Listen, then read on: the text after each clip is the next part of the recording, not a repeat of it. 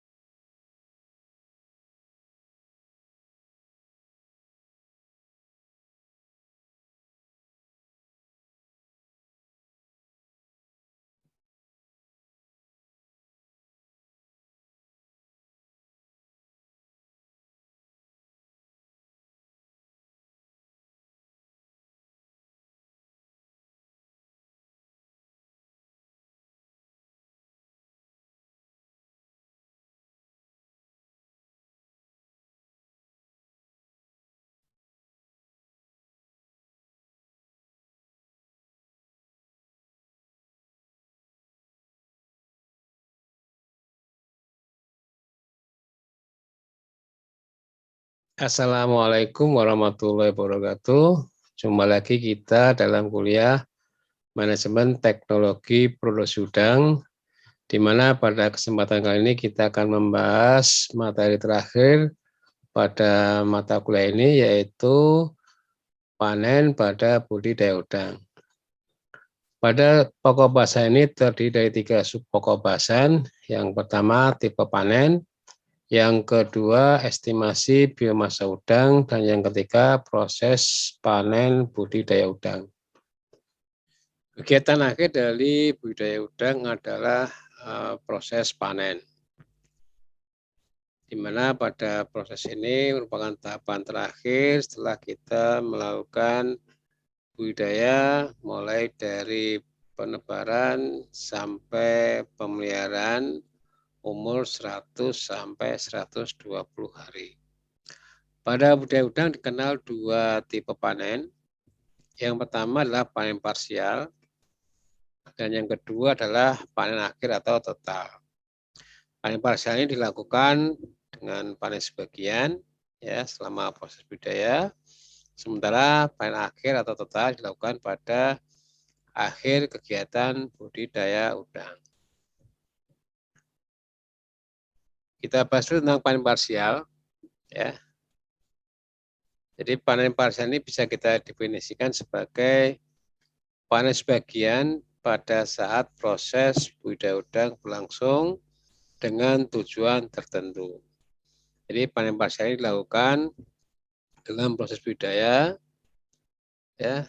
Nanti kita perinci lagi pada umur berapa panen parsial dilakukan. Lagi bahwa panen parsial ini dilakukan pada saat proses budidaya ya. Pada saat proses budidaya. Tujuannya apa? Satu, mengurangi biomasa udang ditambak. Jadi mungkin biomasa yang ditambak sudah melebihi carrying capacity-nya sehingga perlu dikurangi. Yang kedua, meningkatkan pertumbuhan udang. Ya, mungkin ada pelambatan dalam pertumbuhan. Nah, dengan panen parsial ini diharapkan populasi udang berkurang dan pertumbuhan bisa lebih cepat. Yang ketiga, menambah modal operasional. Ini bagi petambak-petambak yang memiliki modal yang terbatas ya, atau petambak-petambak kecil, di mana dalam satu siklus ini kalau kita mengandalkan biaya semuanya dari awal itu terlalu besar, sehingga perlu adanya panen parsial ya untuk memperoleh modal kembali dari hasil penjualan panen parsial tersebut. Ya. Kemudian waktunya kapan panen parsial itu? Panen parsial pertama dilakukan pada umur atau day of culture 60 hari. kira-kira beratnya itu sekitar 10 gram. Jadi pada udang Panama ini salah satu kelebihannya udang yang berukuran kecil itu sudah laku di pasaran. Kemudian pada parcel kedua dilakukan pada umur 75 hari, kira-kira beratnya 15 gram. Dan parcel ketiga kalau masih bisa dilakukan itu umur 90 hari, ya kira-kira beratnya 18 sampai 20 gram. Oke. Kemudian dasar pertimbangannya apa parsial itu? Jadi dalam menentukan parsial tidaknya itu ada beberapa pertimbangan. Ya. Yang pertama, populasi udang terlalu padat. Ya, misalnya pada umur 60 hari SR-nya lebih dari 90%, sehingga perlu dikurangi kepadatan udangnya supaya pertumbuhan cepat, ya. Dan untuk meringankan beban tambah itu sendiri. Ya, karena kalau terlalu padat, biomasa terlalu tinggi, perlu daya dukung tambak yang lebih besar. Ya. Estimasi berdasarkan pakan bahari, ya jadi kita melihat atau untuk memperkirakan SR-nya berapa itu bisa berdasarkan pakan baharinya, kemudian berat udang dan FR. Ini bisa kita duga populasinya berapa. Kemudian oksigen pada pagi hari itu kurang dari 4 mg per liter. Ini sudah menunjukkan bahwa daya dukung tambaknya sudah terlampaui sehingga perlu dikurangi biomasanya. Kemudian juga pertimbangan tertentu ya, misalnya modal petani petambak terbatas sehingga perlu tambahan modal operasional untuk melakukan budidaya pada umur berikutnya. Ya. Kemudian pertanyaan berapa udang yang harus diambil pada waktu panen parsial. Ini ada beberapa panduannya ya, kira-kira berapa. Panen parsial pertama pada umur 60 hari itu dikurangi kira-kira 20% populasi udang. Ya, ini panduan secara umum ya, perkiraan saja. Jadi pada umur 60 hari kira-kira 20% populasi udang yang kita ambil. Misalnya tebarnya atau populasinya 100.000, ya kira-kira 20.000 udang itu yang kita ambil. Kalau 20.000 udang kita ambil, kemudian beratnya 10 gram rata-rata, maka 200 kg kita bisa panen. Ya. Kemudian pada panen parsial kedua, pada umur 75 hari, bisa kita panen sebagian atau 20% dari populasi udang. Kita bisa panen lagi pada parsial ketiga. Dan jika memungkinkan pada parsial ketiga, mungkin masih terlalu banyak udangnya, itu bisa kita panen dengan populasi kira-kira 10% dari jumlah udang yang ada di tambak. Ya, sehingga pada panen akhir nanti kita harapkan ada 40% ya dari populasi saat tebar di awal. Ya, jadi perkiraan berapa udang yang harus dipanen itu perkiraan seperti ini sebagai panduan secara umum. Ya, tidak harus persis sama, tapi bisa mendekati angka-angka tersebut. Oke, contoh panen parsial ini ada gambarannya, ya mungkin agar lebih jelas. Ya, misalnya kita tebas 100.000 ekor udang, benih udang. Ya. Kemudian pada SR 60 hari itu perkiraan 90% dari pakan yang kita berikan ternyata bisa diestimasi jumlah udang yang ada di tambak 90.000 ekor. Ya, SR-nya 90%. Kemudian kita parsial 2 kali ya. Pada contoh ini kita lakukan 2 kali. Dosis 60 beratnya 10 gram, kita ambil 20.000 ekor. Ya. Sehingga bisa kita ambil sekitar 200 kg udang. Kemudian pada umur 75 hari, ya, beratnya kira-kira 15 gram, kita ambil lagi 20.000 ekor. kira-kira beratnya 300 kg kita ambil. Ya. Jadi ini gambaran secara umum ya, perkiraan untuk panen pada umur 60 hari dan 75 hari.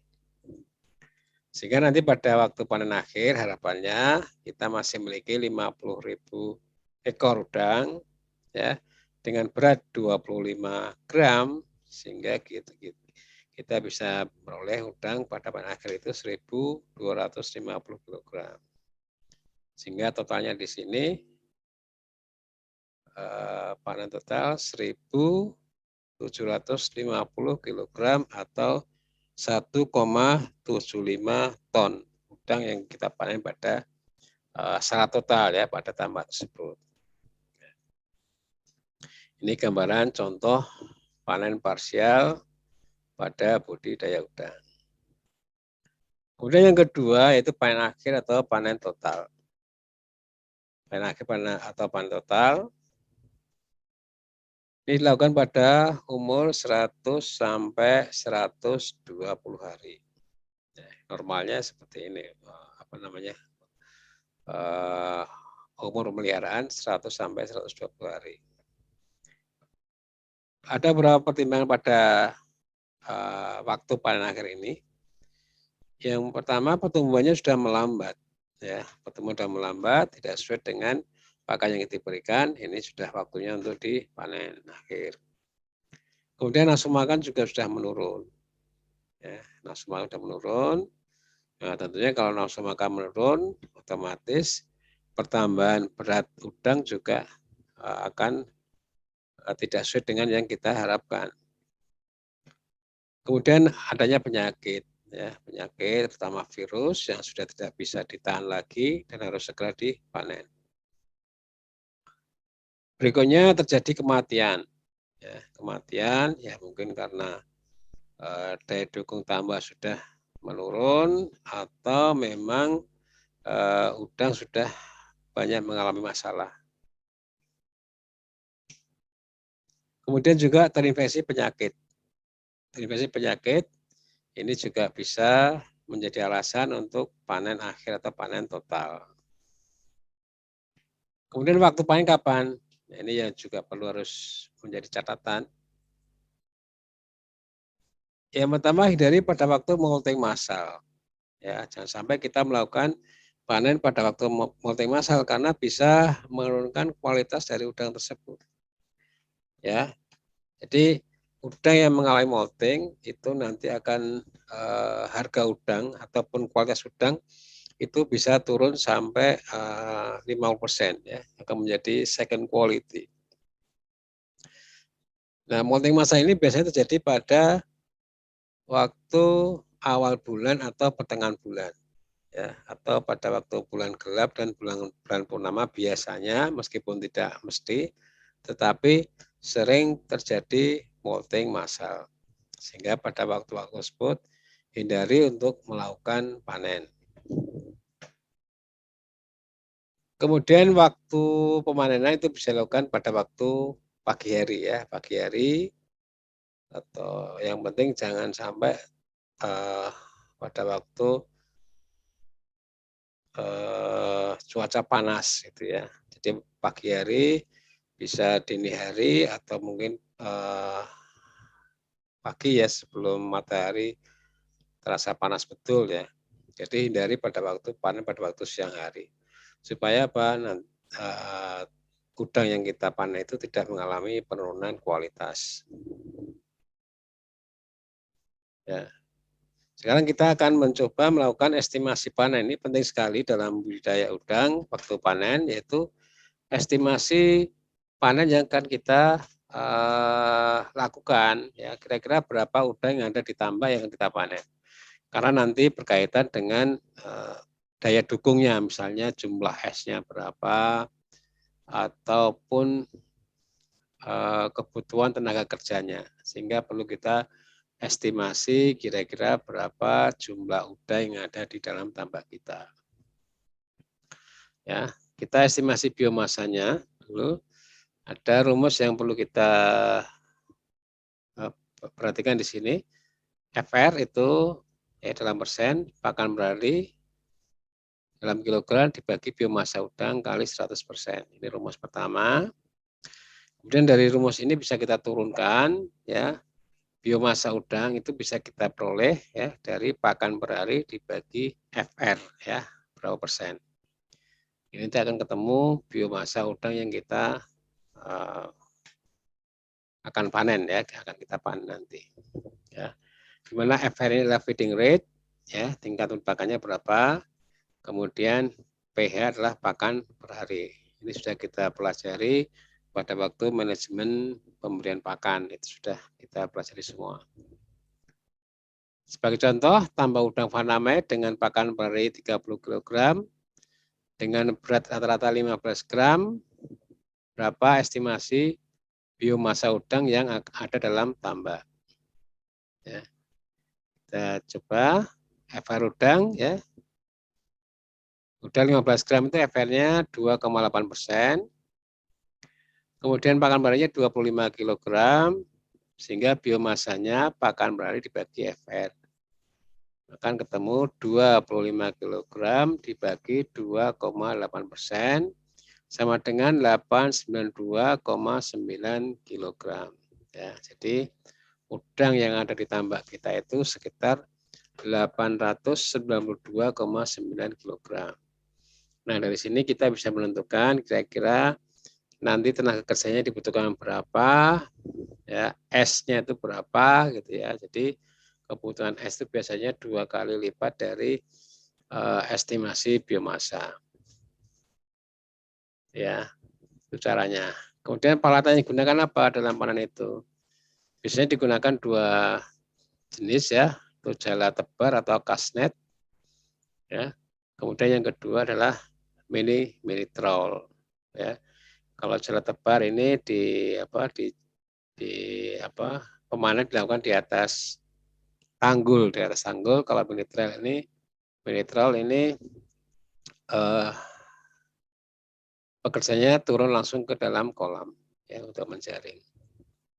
Ini kita lihat untuk jala tebar ya, kasnetnya seperti ini, dijala dari atas tanggul ya, atas tanggul, dijala beberapa orang ya, beberapa titik untuk mempercepat pemanenan.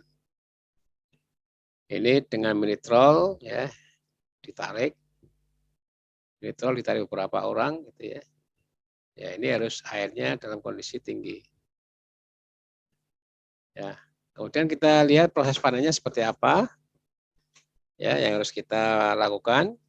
Yang pertama, siapkan es untuk menjaga rantai dingin ya. Jadi kalau udang ini kan termasuk produk perishable good atau barang yang mudah rusak karena kandungan proteinnya sangat tinggi. Sehingga harus dijaga rantai dinginnya supaya udang tidak cepat mengalami kerusakan. Ya, pastikan tidak ada molting massal. Ya, dijala dulu, memastikan kalau ada molting massal ya jangan sampai dilanjutkan proses panennya. Kita tunggu beberapa hari sampai udang yang ada di tambak itu tidak ada yang atau tidak mengalami molting massal. Kemudian air diturunkan sampai ketinggian sekitar 75 cm. Ya, kemudian dilakukan pemanenan baik dengan jala atau dengan mini troll. Ya. Setelah udang jarang tertangkap, ya kita jala, gitu ya, atau kita tarik dengan mini troll, kemudian ternyata udangnya sudah sedikit yang tertangkap atau jarang tertangkap, baru kita buang air sampai habis, ya, sampai habis. Kemudian ketika airnya sudah habis, kita ambil sisa-sisa udang ada dengan menggunakan jala ataupun dengan serol. Itu untuk proses panennya ya, kira-kira seperti itu. Dan yang perlu kita perhatikan juga bahwa setelah panen udang itu idealnya langsung dimasukkan dalam air es supaya udang itu mati dalam air es ini sehingga akan lebih awet lagi, artinya kemungkinan udang rusak ya itu bisa dihindari. Ya, jadi suhu maksimal yang ada di wadah ini 10 derajat Celcius. Ini yang harus kita perhatikan pada waktu panen.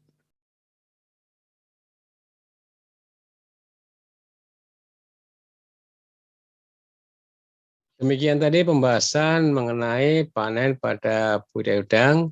Semoga apa yang saya sampaikan bisa dipahami dan bermanfaat. Saya akhiri, wassalamualaikum warahmatullahi wabarakatuh.